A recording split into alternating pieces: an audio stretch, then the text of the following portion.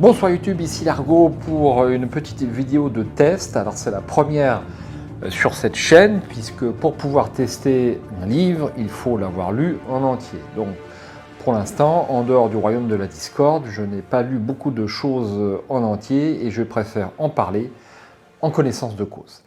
Je vais vous parler ce soir de La Cité sans nom de Ginny Vallris. C'est un livre, un petit livre, mais on va en parler, de la collection Chose Cthulhu. Et je crois qu'il y a 2 autres volumes déjà parus dans cette collection. Donc c'est une vidéo que j'ai faite un petit peu à la demande de certains messages, notamment Patrick R, que je salue au passage. Et j'étais un petit peu déçu. Hein, voilà. Mais bon, il faut être franc du collier, c'est ce que je vais faire juste après le générique.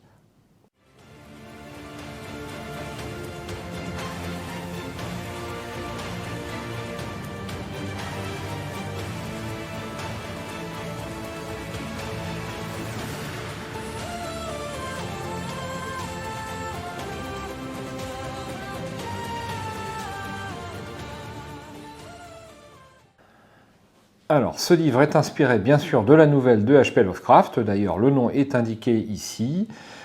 Ça n'en reprend pas toutes, on va dire, tous les paragraphes ou tous les endroits visités, mais ça s'en inspire très très fortement. Alors, j'étais un petit peu déçu par ce livre et on va d'abord aborder les avantages de ce livre, parce que je lui ai quand même trouvé des qualités, et puis ensuite je passerai aux défauts. Ce n'est que mon avis personnel, vous pouvez bien sûr avoir le vôtre, mais comme je suis sur ma chaîne YouTube, je donne mon avis. Alors, premier défaut, je m'attendais, au vu des publicités, à quelque chose de plus volumineux. Hein. On va comparer ça, donc ça c'est une BD grand format.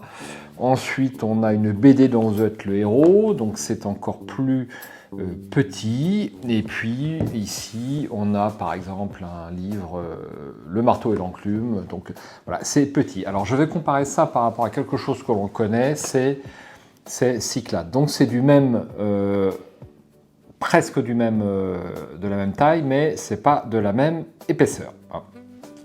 Alors le contenu, parlons-en.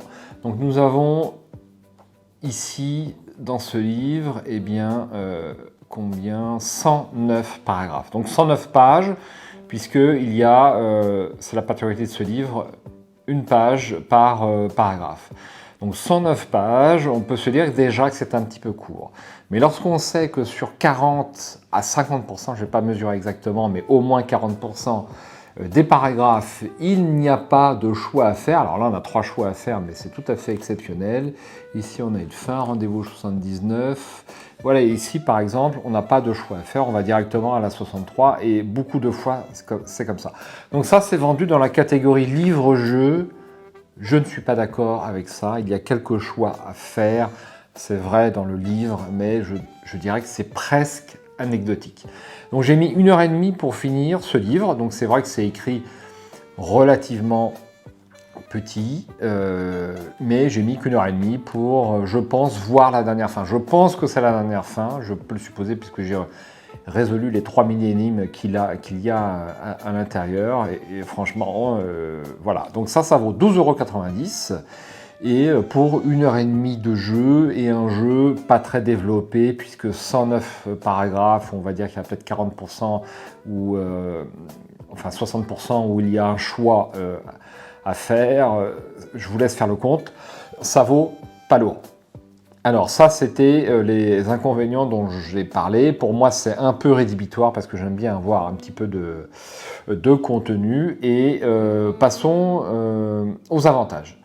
Donc les avantages, eh bien, c'est que c'est un livre qui tient dans la main, qui a une belle couverture cartonnée, et ma foi qui est très agréable à manipuler et à tenir. Vous pouvez être dans votre canapé ou même dans votre lit, puisqu'il n'y a pas de dés sur ce livre.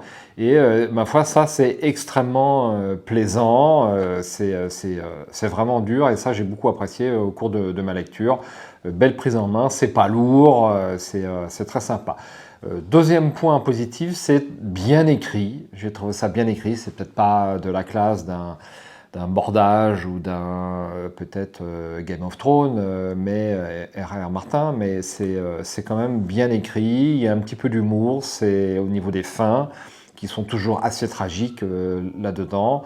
Là-dessus, j'ai assez apprécié. Au niveau des illustrations, elles existent, donc on peut en parler. Elles sont, ma foi, dans la veine des livres dont vous êtes le héros, voire même au-dessus, puisqu'il y a un peu plus d'ancrage. Comme vous pouvez le constater ici, c'est de très belle qualité, ça vient supporter l'aventure de façon très agréable. Donc ici on a un petit plan avec différents paragraphes, on va pouvoir visiter les différents lieux. Bon, on va dire que c'est l'élément central du livre, hein. Il n'y en a pas 36, il n'y en a qu'un seul.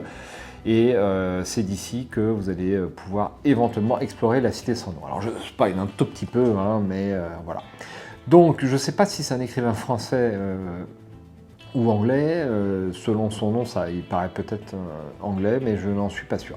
Donc personnellement, je déconseille l'achat de ce livre, 12,90 €, c'est à comparer avec une BD dont vous êtes le héros, ça je crois que je l'ai acheté 14,90 €, j'en parlerai un de ces jours sur la chaîne. Cyclades vaut 19,90 € comme indiqué ici, et puis ça vaut 15 €, mais croyez-moi, il y en a à lire là-dedans, on aura l'occasion de faire une petite vidéo.